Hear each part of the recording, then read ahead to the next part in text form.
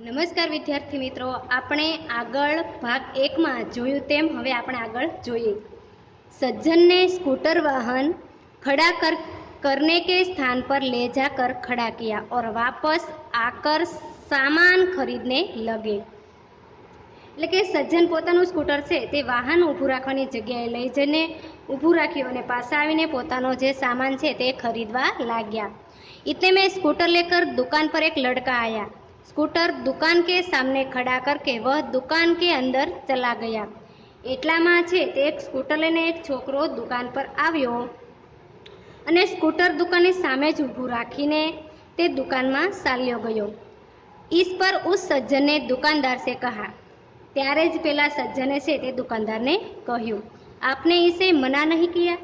તમે આને ઊભું રાખવાની ના ન પાડી? वह बोला, ते बोल्यो, यह तो मेरा बेटा है, आ तो मारो छोकरो से। कुछ लोग ऐसे भी होते हैं जो आदर्श की बातें करते हैं, लेकिन जब उन्हें अपनाना पड़े तो वे आदर्श भूल जाते हैं। કેટલાક લોકો એવા પણ હોય છે જેઓ આદર્શની વાતો કરે છે, પણ જ્યારે એને અપનાવવાનો હોય ત્યારે એ આદર્શને ભૂલી જાય છે। एक दिन एक सज्जन के घर उनके मित्र मिलने आए। एक દિવસ છે એક સજ્જનને ઘેર તેમના મિત્ર છે તે મળવા આવ્યા। दोनों मित्र बातचीत में मग्न थे कि किसी ने दरवाजा खटखटाया। બંને મિત્રો છે તે વાતચીતમાં મગ્ન હતા ત્યારે કોઈએ છે તે દરવાજો ખટખટાવ્યો। उन्होंने खिड़की से जाकर देखा। તેમણે છે તે બારીમાંથી નજર ફેરવીને છે તે જોયું। બહાર મકાન માલિક ખડા હતા। બહાર છે તે મકાન માલિક છે તે ઊભો હતો, जो पिछले 4 मास का किराया मांगने बार बार आ रहा था। છેલ્લા 4 માસનું ભાડું છે તે માગવા માટે વારંવાર આવતો હતો। उन्होंने अपने बच्चे को समझाकर बाहर भेजा। તેમણે છે પોતાના છોકરાને સમજાવીને બહાર મોકલ્યો। जब बच्चा बाहर गया तो मकान मालिक ने उससे कहा। જ્યારે બાળક બહાર ગયો ત્યારે મકાન માલિકે એમને કહ્યું, तुम्हारे पिताजी से कहो कि मैं मकान का किराया लेने आया हूँ। तारा पिताजी ने कहे कि હું મકાનનું ભાડું લેવા માટે આવ્યો છું। बच्चे ने तपाक से जवाब दिया। બાળકે છે તે તરત જવાબ આપ્યો। पिताजी ने कहा है कि वे घर पर नहीं है। પિતાએ કહ્યું છે કે હું ઘર પર નથી। बच्चे की बात सुनकर मकान मालिक ने हंसने लगा। બાળકની વાત સાંભળીને છે તે મકાન માલિક છે તે હસવા લાગ્યો। घर में बैठे मित्र के चेहरे पर भी मुस्कान आ गई। ઘરમાં બેઠેલા મિત્રના મુખ ઉપર પણ છે તે હસવું આવ્યું। जिसे देखकर वे सज्जन पानी पानी हो गए। તે જોઈને પેલો સજ્જન છે તે શરમાઈ ગયો। एक सज्जन ने अपने पोते को यह सिखाया था कि हमें कभी किसी काम को गलत ढंग से नहीं करना चाहिए। એક સજ્જને છે તે પોતાના પૌત્રને એવું શીખવાડ્યું કે આપણે કદી કોઈનું કામ ખોટી રીતે ન કરવું જોઈએ। સદા अपनी बारी की प्रतीक्षा करनी चाहिए। હંમેશા છે તે આપણી વારાની રાહ જોવી જોઈએ। एक दिन की बात है। एक દિવસની વાત છે। वे जल बिजली के बिल जमा करने गए। તે નળ અને વીજળીનું બિલ ભરવા ગયા। साथ में उनका 8 वर्षीय पोता भी था। સાથે તેમનો 8 વર્ષનો પૌત્ર પણ હતો।